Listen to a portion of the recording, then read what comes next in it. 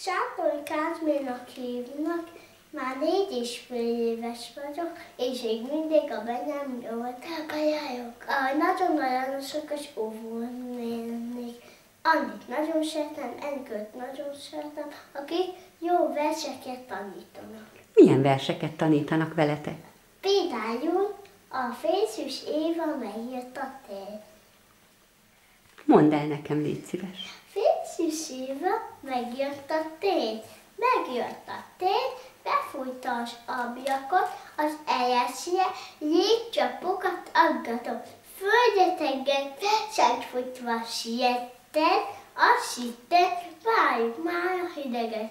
Zsuzsmajásma minden, jaj, egy-kettőre hófehérre vált a kert. Csikorgott az út, amelyre elhaladt, hóemelek álltak nekik sorfalak. Úgy kívánta, még világos jó napot meg. Acsi! Tüsszentette meg nagyon. Jaj, de szép vers, nagyon ügyes vagy. És még milyen verset tanultatok?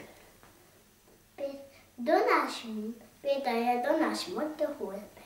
Donás magta hóember, még egyszer néz a hóember, hozzányúlni senki nem mer, kezében a szepülőnye, megbíkózni kimerfele, Mozdulatian áll a helyén, salmak harap van a fején, sem nem esik, sem nem isik, mégis egész télen hízik. De szép ez a vers, nagyon tetszik nekem. Van még valami szép vers, amit tudsz? Igen.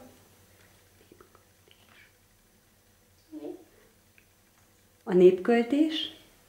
Van a népköltés, hújja-hó, hújja-hó, hújja-hó, jött belőle a hógolyó. Hújja-hó, hújja-hó, nem mondjuk én mindig jól, hújja-hó, sánkozzuk a kiskató. Jaj, de ügyes voltál. Köszönöm szépen.